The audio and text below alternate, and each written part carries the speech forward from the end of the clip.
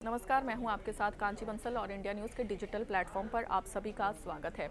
बात करूंगी राजस्थान की, जो कि अब सियासी मौसम है, तो इस बीच आरोप प्रत्यारोप तमाम पार्टियों में देखने को मिल रहा है। लेकिन इस बीच बड़ा सवाल ये है कि राजस्थान जो है वो किस तरह से बना है।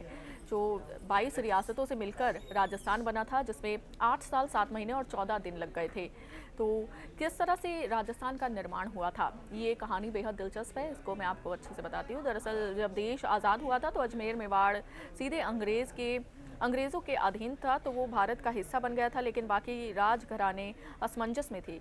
किसी के मन में पाकिस्तान के साथ जाने का भाव था, तो कोई खुद को स्वतंत्र घोषित करना चाहता था। ऐसे में देश के गृह मंत्री सरदार वल्लभ भाई पटेल के सामने एक बड़ी चुनौती थी, और मौजूदा राजस्थान को बनाने की ये बड़ी चुनौती थी, जो कि देश की सारी रियासतों को हर हाल में भारत का हिस्सा बनाना चाहते थे। अब बात वल्लभ भाई पटेल की करें तो उनको भारत के एकीकरण में अगर किसी को श्रेय जाता है तो वो है सरदार वल्लभ भाई पटेल। क्योंकि जब भारत अंग्रेज़ों के चंगुल से छूटा था तो अलग अलग रियासतों में भारत बटा हुआ था।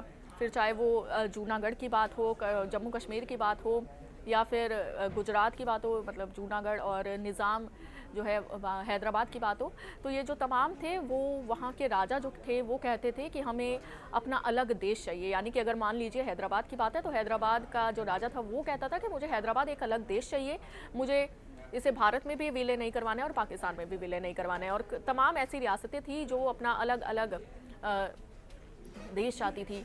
तो इसी बीच सरदार वल्लभ भाई पटेल की रणनीति के कारण भारत में एकीकरण संभव हो पाया है। और जो तमाम रियासतें हैं, जम्मू कश्मीर और राजस्थान, जूनागढ़, हैदराबाद, ये तमाम जो रियासतें हैं वो भारत में विलय करवाने में सरदार वल्लभ भाई पटेल का बहुत बड़ा हाथ रहा है। और इसी कड़ी में आपको बता दूं कि आज के राजस्थान में अलग अलग समय पर 22 रियासतें शामिल हुई थी, और इन सबको शामिल करने में केंद्र सरकार के 8 साल 7 महीने और 14 दिन लग गए थे।